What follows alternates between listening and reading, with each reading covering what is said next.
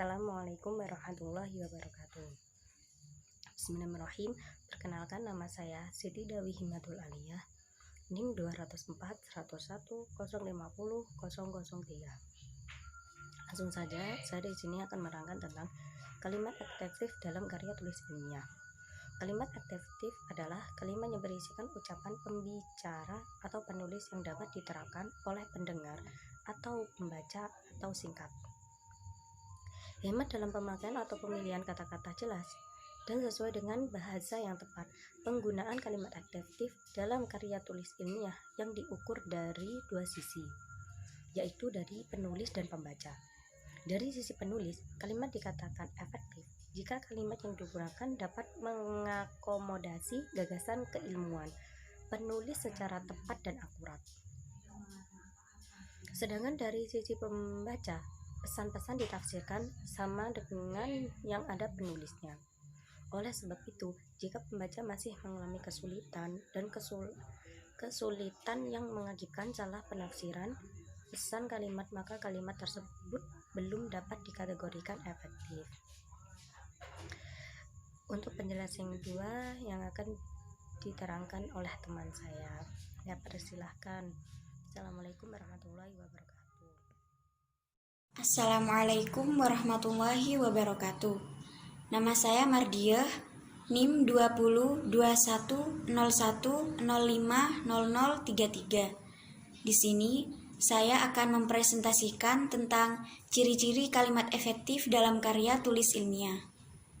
Secara garis besar, kalimat efektif yang mempunyai ciri-ciri gramatikal, bernalar atau logis, efisien, dan jelas. Keempat hal yang menjadi syarat ini merupakan syarat pokok yang perlu dimiliki oleh semua kalimat dalam karya tulis ilmiah. Ciri-ciri kalimat efektif. Yang pertama, gramatikal. Syarat pertama kalimat efektif adalah kegramatikalan atau kebenaran kalimat. Suatu kalimat dikatakan gramatikal atau benar penyusunannya mengikuti kaidah bahasa yang berhubungan. Ketataan pada kaidah ini tampak pada struktur dibangun dalam kalimat tersebut. Kaidah tata bahasa dapat dilihat dalam buku-buku tata bahasa. Selain itu, kaidah tata bahasa selalu dimiliki oleh penutur asli bahasa yang dimaksud. Kalimat dikatakan gramatikal dari segi sintaksis urutan kata-kata yang membentuk kalimat itu tepat dan lazim digunakan oleh masyarakat penuturnya. Contoh, surat ini saya telah tanda tangani. Seharusnya surat ini telah saya tanda tangani. Kalimat dikatakan gramatikal dari segi bentuk kata-kata yang digunakan dalam kalimat ini sesuai dalam kaidah pesanan kata. Pemesanan kata yang digunakan dalam kalimat yang biasanya berupa ketidaklengkapan dan ketidakcermatan pesanan kata. Contoh, pemerintah bantu korban bencana alam. Seharusnya pemerintah membantu korban bencana alam. Kalimat dikatakan gramatikal dari segi ketetapan diksi dalam kalimat itu tidak ada pemakaian kata yang tidak lazim.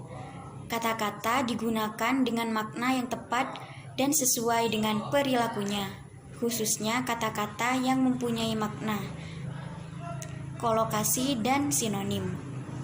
Contohnya, lampu di ruang tamu itu telah tewas. Seharusnya lampu di ruang tamu itu telah mati. Yang kedua, logis. Suatu kalimat kata logo informasi kalimat tersebut dapat diterima oleh nalar. Logis atau tidaknya kalimat dilihat dari segi maknanya, bukan strukturnya.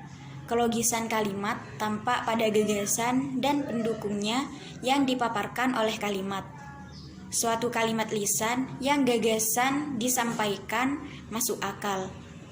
Hubungan antar gagasan dalam kalimat masuk akal, dan gagasan pokok serta gagasan penjelas juga masuk akal. Contoh, kuda memanjat pohon. Seharusnya tidak masuk akal dapat memanjat pohon. Itu kalimat tidak logis. kelogisan kalimat yang didukung oleh kepastian diksi dan bentukan kata-kata digunakan. Diksi yang tepat akan dapat membantu memperjelas informasi yang dikandungnya.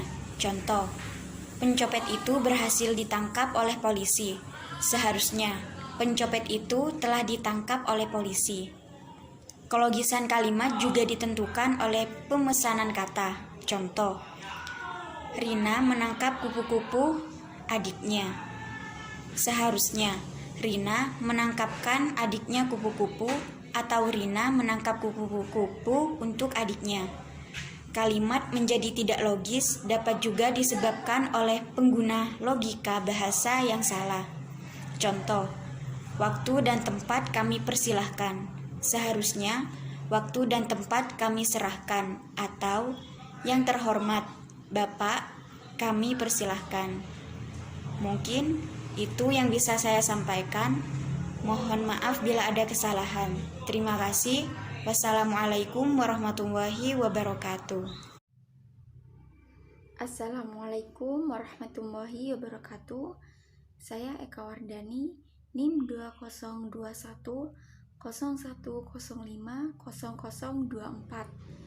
Di sini saya dari kelompok 9 yang akan mempresentasikan tentang kalimat yang efisien. Apa kalimat yang efisien itu? Kalimat yang efisien adalah kalimat yang padat isi, bukan padat kata ya. Maksudnya di sini adalah hanya menggunakan kata sedikit mungkin, tetapi dapat menyampaikan informasi secara jelas dan tepat. Pengungkapan informasi dengan menggunakan banyak kata merupakan suatu pemborosan. Penggunaan kata yang berlebihan, kalimat menjadi berbelit-belit dan sulit untuk diterapkan atau bisa jadi sulit untuk kita pahami ya. Dan contohnya yang pertama, sesuai dengan pengawasan kami yang selama kurang lebih 2 bulan program kuliah kerja nyata yang kami programkan di Desa Pronojiwo, di mana salah satu kegiatan itu adalah di dalamnya ada sektor keluarga berencana, di mana pelaksanaan KKN itu dilaksanakan bulan Juni 2009, bahwa pelaksanaan Desa Pronojiwo belum berhasil. Nah, ini belum kalimat yang efisien ya.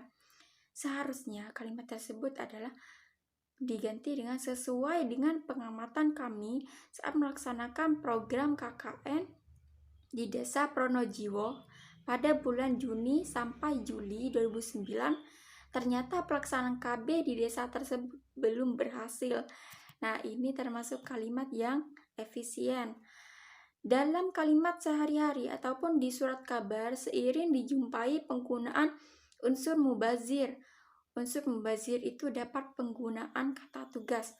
Contohnya, kakak dari Bapak Parno meninggal pada hari Senin yang lalu. Mereka membicarakan tentang hasil penelitian. Seharusnya kalimat tersebut, kakak Bapak Parno meninggal pada hari Senin yang lalu. Mereka membicarakan hasil penelitiannya. Nah, kenapa kita harus menyusun kalimat tersebut menjadi kalimat yang efisien? Tujuannya adalah untuk menyampaikan informasi atau proposisi kepada orang lain. Tujuan itu dapat diimplementasikan dengan mudah oleh pembaca.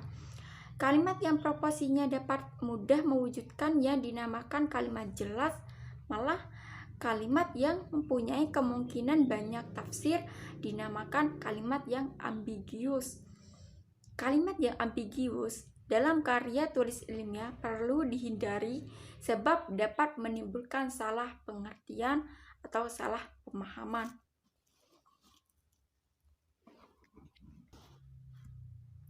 Nah, contohnya kalimat yang ambigius. Gadis itu tidak cantik, pandai, dan ramah. Nah, dari kemungkinan arti dari kalimat tersebut ialah gadis itu pandai, ramah, dan tidak cantik. Atau kalau bisa, gadis itu tidak cantik, tidak pandai, dan tidak ramah. Nah, ada dua kemungkinan ya.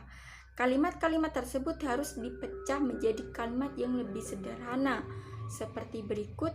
Sistem wajib belajar dan sistem ujian dengan standar nasional yang seragam dapat menghasilkan kekayaan sumber daya manusia atau penduduk.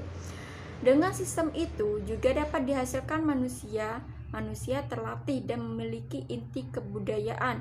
Selain itu, juga dapat diperoleh manusia yang bergairah belajar, dapat dididik, berdisiplin, urusan-urusan kemasyarakatan dan kemanusiaan, serta manusia yang terlatih bekerja keras.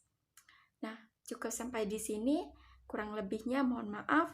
Wassalamualaikum warahmatullahi wabarakatuh. Assalamualaikum warahmatullahi wabarakatuh. Nama saya Lailina Usatun Hasanah, NIM 2051101050013. Baik, di sini saya akan menerangkan tentang sebab-sebab ketidakefektifan kalimat. Kalimat efektif merupakan kalimat yang mampu melaksanakan membaca sesuai dengan maksud penulisnya. Malah, kalimat yang sulit diterapkan atau salah terpahami oleh pembacanya termasuk kalimat yang tidak efektif. Ketidakefektifan kalimat tersebut antara lain disebabkan oleh beberapa hal sebagai berikut. Kontaminasi, yaitu merancukan 2 struktur benar, 1 struktur salah. Contoh, dilebarkan benar, diperlebarkan salah. Kekuatan, menguatkan benar, kekuatakan salah. Sangat baik, baik sekali benar, sangat baik sekali salah. Saling memukul, pukul memukul benar, saling memukul salah. Di sekolah diadakan pentas seni benar, sekolah mengadakan pentas seni salah. Pleonasme, yaitu berlebihan atau tumpang tindih. Contoh, para hadirin, hadirin sudah jamak, tidak perlu para. Para bapak-bapak sudah jamak, banyak siswa, saling pukul memukul, sudah menyentuh saling. Agar sarang, agar bersinonim dengan SMP. Disebabkan karena, sebab bersinonim dengan karena tidak memiliki subjek. Contoh, buah mangga mengandung vitamin C, SPO, benar.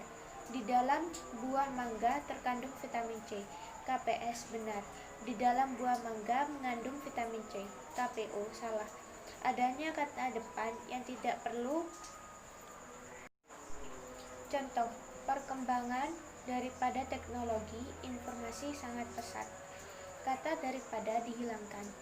Kepada siswa kelas 7 berkumpul di GOR. Kata kepada dihilangkan. Selain daripada bekerja, besar-besaran, also kuliah.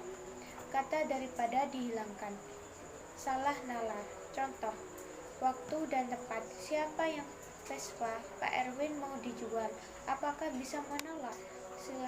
Silahkan maju ke depan. Maju selalu ke depan. Adik, ajakan, pesan naik ke atas. Naik selalu ke atas. Pak, saya minta izin ke belakang. Toilet tidak selalu berada di belakang. Saya absen dulu anak-anak. Absen. Tidak masuk seharusnya presensi. Bola gagal masuk gawang. Ia gagal meraih prestasi. Kata gagal lebih untuk subjek bernyawa.